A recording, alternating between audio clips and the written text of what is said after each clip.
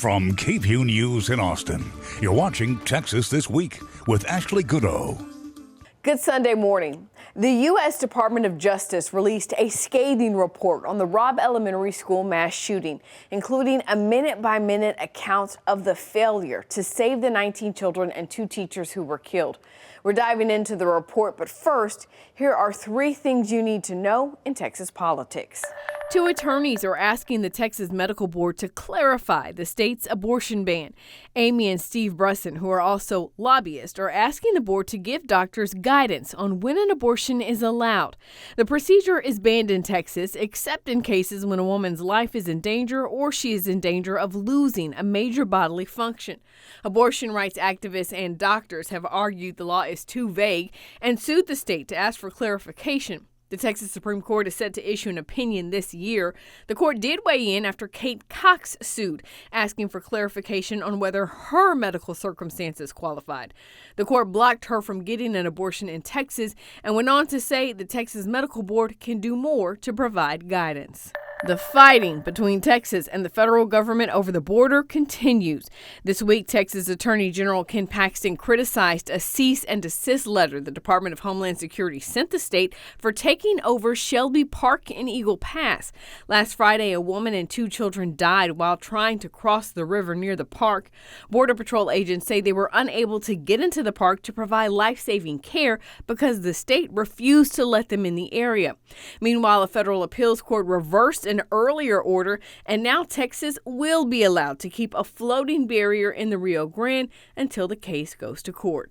Texas Attorney General Ken Paxton tried to bring the whistleblower lawsuit against him to an end this week, but the judge in the case isn't letting him out just yet. In a court document filed Thursday, Paxton's attorneys essentially said they are done fighting the case and will consent to the judge's decision. The next day, the Travis County judge overseeing the case ordered Paxton to appear for a deposition. In 2024, of Paxton's top aides filed a whistleblower lawsuit saying Paxton fired them after they accused him of misusing his office. They reached a settlement, but it was never approved by the court, and the approval needed to pay the settlement, it takes a vote of the legislature, led to Paxton's impeachment in 2023. General Paxton was acquitted in the Senate, and the whistleblowers opted to go to court. Days before Paxton filed to consent, the all-Republican Texas Supreme Court upheld a ruling requiring him and his aides to answer questions in a deposition. Confusion, miscommunication, a lack of urgency, and a lack of incident command. That's how a Department of Justice critical incident review describes the law enforcement response to the mass shooting in Uvalde on May 24, 2022. A gunman killed 19 children and 2 teachers and injured at least 17 others at Robb Elementary School. The nearly 600-page report released Thursday describes the failed law enforcement response. KVUE senior reporter Tony Plahetsky joined me to talk about the details of the report. You've been covering what happened at Robb Elementary School since the very beginning. I want you to give us your initial reaction to the DOJ's report. Actually, it was striking the amount of investigatory work this team put into all of the answers that this report reveals and the facts that the report provides. Yes, it does, in fact, confirm and reaffirm much of the narrative that we have heard over the past year and a half about what happened at Robb Elementary with regard to what happened in that hallway. Ashley, I'll never forget the day you and I and Brian were on the air with the video that showed what happened. But the report takes us well beyond that. And I think one of the things that was most striking was the fact that because there was no unified response or incident commander working effectively, there was not a triage area set up for the children and teachers who were pulled out of that classroom. And there were wrenching details about that, including, Ashley, this scene of a teacher who was pulled from the classroom and actually laid on the sidewalk instead of properly being loaded into an ambulance and taken to a hospital. Yeah. And I think that leads to one of the points that I found so striking about this, Tony, is that according to this report, some of those victims may have had a chance of living, may have survived this awful shooting if there had been proper triage command if they had been taken properly, right? Absolutely. But what was so striking about Merrick Garland's news conference, Attorney General Merrick Garland's news conference, is that he was asked point blank, did you find and do you believe that more victims would have survived or could have survived with a proper response? His answer was an unequivocal yes. And Ashley, up to this point, we have not heard an official in such a strong way make that declaration. Previously, we've heard discussion about the possibility. And in fact, we know that there are actually studies going on right now looking at the survival probability of the victims. But again, this is the first time that we've really heard an official acknowledge in such a strong way that, yes, more children could have survived. The teachers possibly could have survived with a faster response. And Tony, when you think about that fact, there were ambulances there, but there was no triage set up. You had victims being put on school buses, and transported. How does this failure happen? We understand the police failure, but again, to have no triage, to have no proper transportation, to have ambulances there, but not able to get to, the victims, it's a failure on so many levels.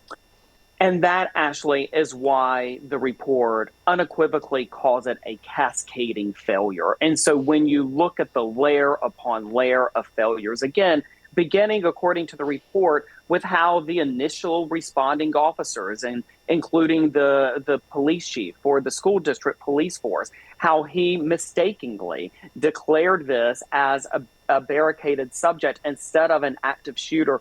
But then from there, we see issue after issue, problem after problem, mistake after mistake, that again, the report in totality called it cascading errors. The frustration that we're hearing from those families is that you've had the state declare it a failure. You now have the DOJ declare it a failure, but the DOJ is not pressing any charges.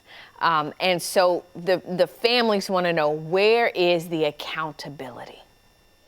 Yeah, and that's a word that continues to loom large in the Uvalde community and among those parents. Actually, Merrick Garland took pains to say in his news conference that the scope of this investigation did not include the possibility of criminal charges. He said that, in fact, there was no federal offense that investigators found as part of their investigation. That means any sort of criminal possibility of criminal charges lies solely with the district attorney of Uvalde County, and whether or not she plans to go forward with any charges or present the cases to a grand jury. All of these months later, she has said very little about her intention regarding that. Ashley, in addition to that, we know that there are a number of administrative investigations that continue among agencies who sent responding officers to Robb Elementary School. But those investigations, here we are 19, 20 months later, those investigations are not complete either to determine whether or not those police officers may have violated the codes of their own agencies or the policies and protocols of their own agencies, and whether or not they will face discipline. Right. And Tony, when we think about this, dozens upon dozens of police officers there, and you have a number of how many have been either let go or resigned from their positions. The number is rather low, isn't it? Yeah, it's around 10. It's a little bit hard to calculate, frankly, because there were so many agencies who responded. But to be clear, we have not seen, particularly when you look at the number of officers who were there, a large number of them seeing any sort of punitive action against them. Actually, the report by the DOJ does make mention, though, of the fact that if agencies are going to solicit those types of investigations from outside entities or conduct them themselves, they need to do that in a far more timely manner so that the community knows and has faith and confidence that those investigations are being taken seriously and that conclusions and answers are being reached in a timely manner so that the families of those 19 victims and 2 teachers in this case do not feel yet another insult. On Friday, a judge in Uvalde convened a grand jury to determine whether officers should face charges, including child endangerment in the Robb Elementary School mass shooting. The grand jury is expected to be convened for at least 6 months. You can find the full DOJ report at KVUE.com. That's Texas This Week.